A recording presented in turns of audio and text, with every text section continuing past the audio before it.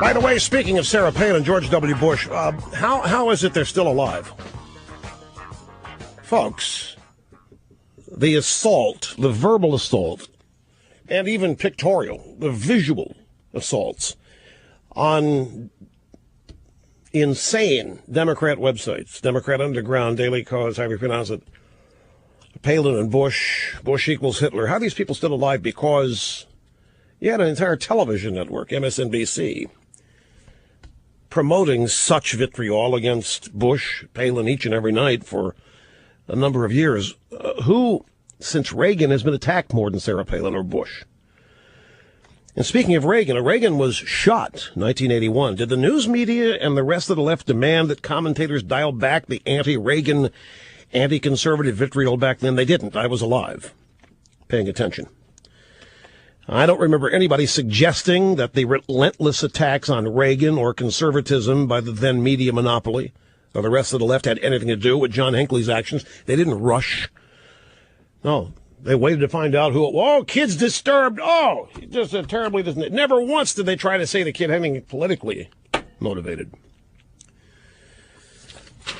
They didn't warn anybody to dial back the anti-conservatism that was all through the media. It didn't happen. Let somebody today write a book or make a movie on the assassination of any president other than Bush and see what happens.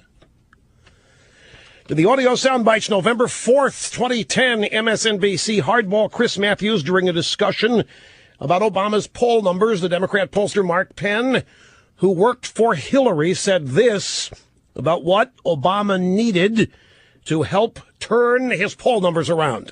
President Clinton reconnected through Oklahoma, and the president right now seems removed.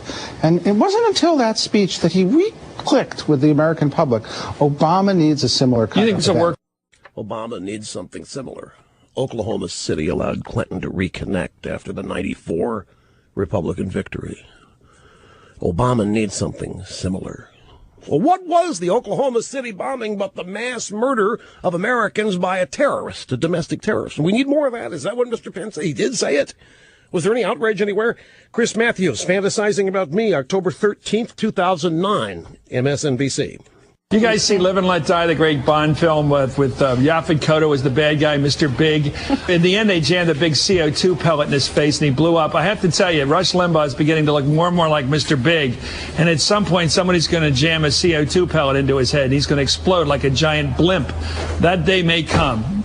I think he's Mr. Big. I think Yaphet Kotto. Are you watching, Rush? Nobody back then had any expression of alarm over the potential behavior that such a comment by Mr. Matthews might inspire. There was just laughter all around.